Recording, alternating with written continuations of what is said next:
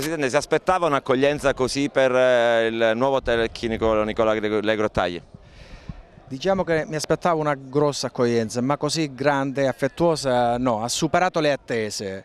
Ero sicuro del nome di Le Grottaglie perché prima di contattare io un po' visionato, ho controllato il suono. È veramente una persona che gode di grande fiducia e oggi Agrigento me ne ha dato atto con l'accoglienza data a Nicola Le Grottaglie. Ecco, con questa accoglienza però crescono di più le vostre responsabilità, quello di fare bene in questo Acragas, un Acragas che dopo 32 anni è tornato tra i professionisti. Sì.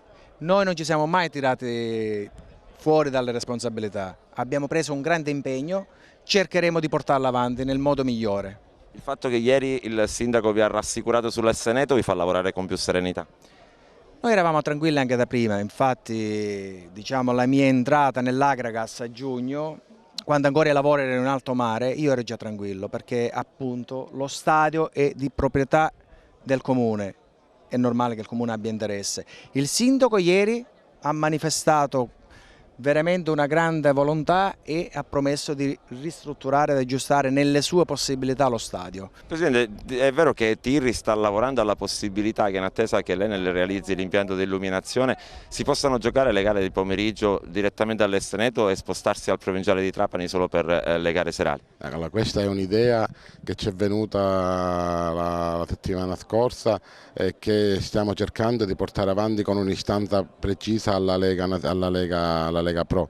È chiaro che bisognerebbe andare a modificare la norma, a modificare quelle che sono le regole, però è un'istanza che noi ci facciamo carico e che porteremo avanti anche a Roma, perché è importante in questo momento di crisi economica dove molte squadre non riescono ad iscriversi al campionato, dove molte società non riescono ad andare avanti.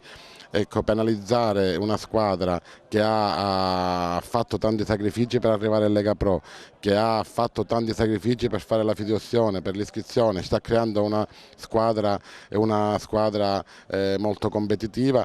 Ecco, per essere penalizzati per un impianto di illuminazione secondo me è una cosa che bisognerebbe rivedere con grande attenzione. Vogliamo capire un po' se questa associazione Acragas sta portando quei frutti che voi nell'atto della Costituzione vi aspettavate.